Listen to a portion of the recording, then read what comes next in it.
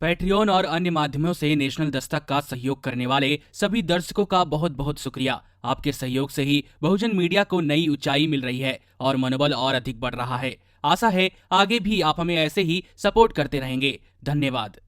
नए corona virus के जन्म और संक्रमण से पनपी वैश्विक आपदा की चुनौतियों के लिए प्रधानमंत्री नरेंद्र मोदी की अगुवाई में 28 मार्च 2020 को पीएम केयर्स फंड बनाया गया। हालांकि ऐसी चुनौतियों से जूझने के लिए आजादी के 6 महीने बाद ही जनवरी 1948 में प्रधानमंत्री राष्ट्रीय राहत कोष मौजूद था। दोनों राहत फंड एक जैसे ही हैं। यूँ कहें कि पीएमएनआरएफ की फोटो स्टेट कॉपी है पीएम केयर्स फंड। इसलिए ये सवाल लाजमी है कि जब बिल्कुल हूबहू फंड पहले से मौजूद था तो फिर एक और नया बनाने की क्या जरूरत थी। आम जनता के लिए पीएम केयर्स और पीएमएनआरएफ दोनों ही फंड में दान या असंदान देना पूरी तरह से स्वैच्छिक है, यानी उनकी इच्छा हो तभी वह इसमें दान कर सकते हैं। लेकिन केंद्र सरकार ने बाद में नीतियों में बदलाव करके इस स्वैच्छिक दान का चरित्र ही बदल दिया।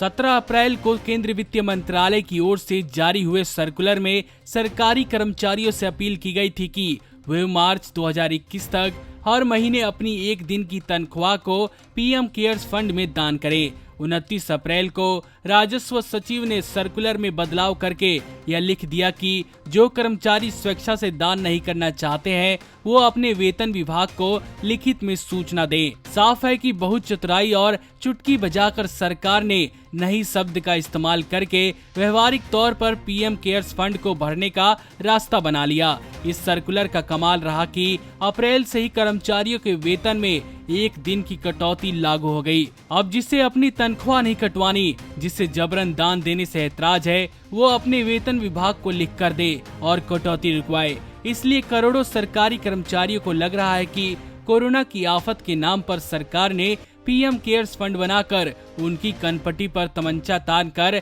दान लिया है।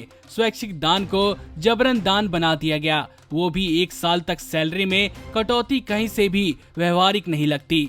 हालांकि इससे सरकार खुश है कि उसकी अपील को देखते हुए हर एक कर्मचारी कथित स्वेच्छापूर्वक कुर्बानी दे रहे हैं। पीएमएनआरएफ के लिए कभी भी ऐसी कोशिश नहीं की गई। हालांकि अतीत में भी अनेक आपदाओं के वक्त सरकारें अपने कर्मचारियों से वेतन दान करने की अपील करती रही है, लेकिन पिछले दरवाजे से होने वाली जबरन कटौती का खेल पहले कभी नहीं हुआ।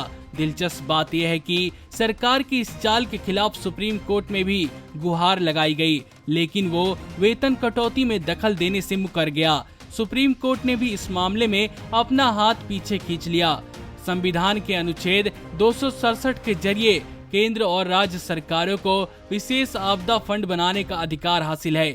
ऐसे में फंड को संसद और विधानसभा की अनुमति लेकर बनाया जा सकता है। इसमें सरकारी धन का असंदान भी किया जा सकता है।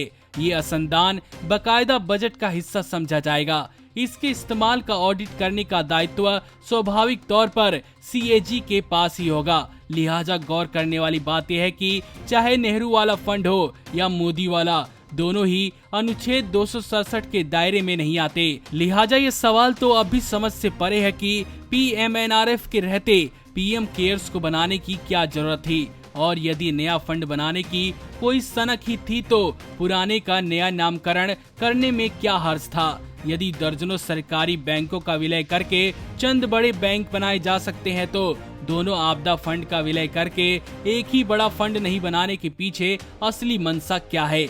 यदि यह कोई सियासी चाल भी है तो इससे किसी को क्या अतिरिक्त फायदा मिल सकता है। नमस्कार। नेशनल दस्तक अपनी आर्थिक जरूरतों को पूरा करने के लिए अपनी ऑडियंस पर निर्भर है। बहुजन समाज से संबंधित मुद्दों को उठाने के कारण यूट्यूब की तरफ से नेशनल दस्तक की कई वीडियो पर एड्स नहीं दी जाती, जिसके कारण हमें आर्थिक समस्याओं का सामना करना पड़ रहा है। आपका एक छोटा सा कदम बहुजन मीडिया को बचा सकता है।